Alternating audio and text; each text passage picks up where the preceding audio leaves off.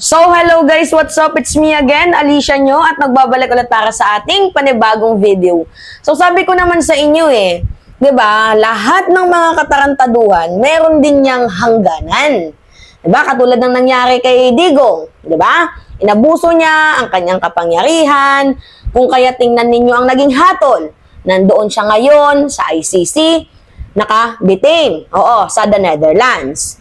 So ngayon nga po mga minamahal, kaakibat ng pagka-detain ni former President Duterte, syempre nandito pa din, nabubuhay at gumagawa ng kasamaan yung kanyang mga attack dogs. Mabuti na nga mga minamahal, yung ugat nandoon na. Diba? So kailangan yung mga sanga putol-putulin na din para nang sa gayon hindi na dumami palalo. Diba? Ang nangyari, ito balita, good news to mga minamahal. Yan! Ayun! May ending din! Ang mga fake news peddler na mga network, na mga social media account. Sabi ko sa inyo yung freedom of speech, mga minamahal, ginagamit yan. Oo, may karapatan ng lahat. May free speech tayo, freedom of speech. Kaya nga lang ang problema, pag na-overuse mo yung press freedom, to the point na gumagawa ka na ng fake news, gumagawa ka na ng hindi tamang balita, mga bias, 'di ba? Nagki-create ka ng hate speech. So, hindi na tama 'yon. Hindi na appropriate 'yon. So, meron yung kaakibat na pananagutan sa ating batas. Ngayon, 'di ba, alam niyo naman yung SMNI, wala na, natanggalan na ng prangkesa. Pero nag-ooperate pa din sila sa mga social media account nila. Buti na nga lang, mga minamahal, sinuspindi na. Nung mga nakaraang buwan, nauna nang sinuspende yung kanilang mga YouTube account. Wala na, hindi na sila nakakapag-create kahit anong gawin nila, mga minamahal. Wala na silang mga YouTube account. Ngayon naman po, yung kanilang mga Facebook account. Yan Meta has simultaneously suspended the SMNI news page and its affiliates.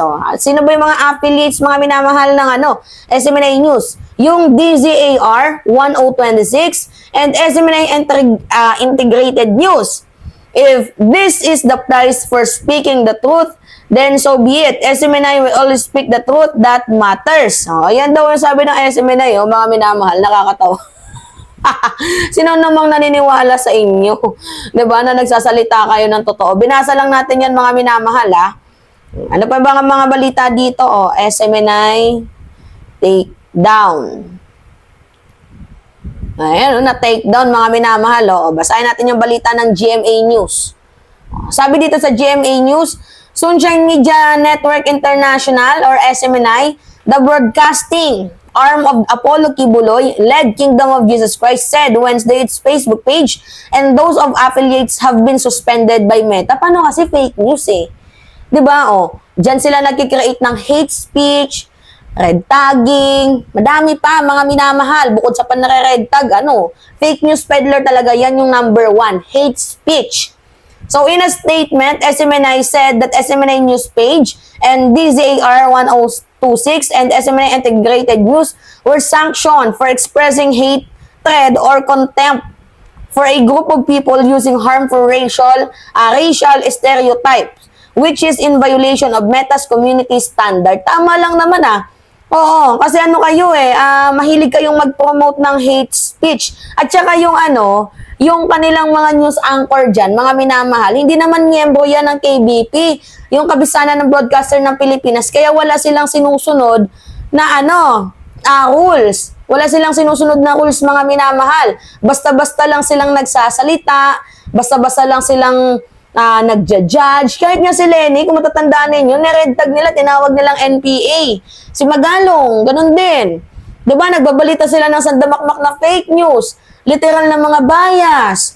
So, deserve lang naman ng mga ganyang network na hindi na masuspend at hindi na sila pamarisan pa kasi hindi tama yung kanilang pagbo-broadcast Wala silang sinusunod na code of ethics. Tira kay ganito, tira kay ganyan. Hindi na yan hindi na yan news organization, bias organization na yung tawag dyan. 'Di ba? Kung fair lang sana ang SMNI, kahit kiling sila kay former President Duterte, dapat sana yung pagbabalita nila, wag naman nilang masyadong personalin. Tingnan nyo yung Agila, kahit na yung Net25, kahit alam naman natin na medyo kiling yon.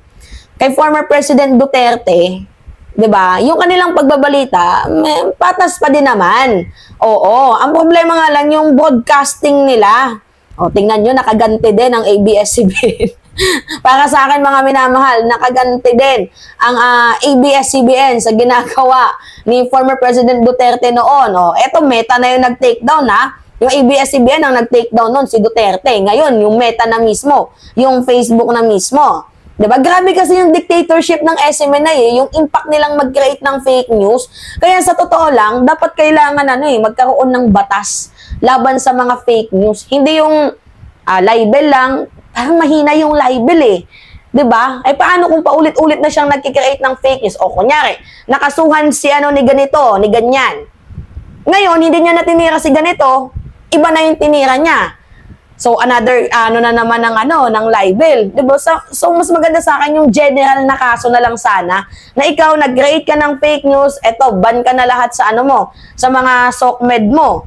'Di ba? Para sa akin dapat gano'n na lang yung gawin eh. Magkaroon ng batas tapos parang nagiging toll farm yung SMNI. Oo. Diyan nagsasalita yung mga vloggers na mga bias na walang ibang ginawa kundi tirahin si PBBM. This is not about political issue, mga minamahal. This is about spreading lies, hatred, fake news, at kung ano-ano pa.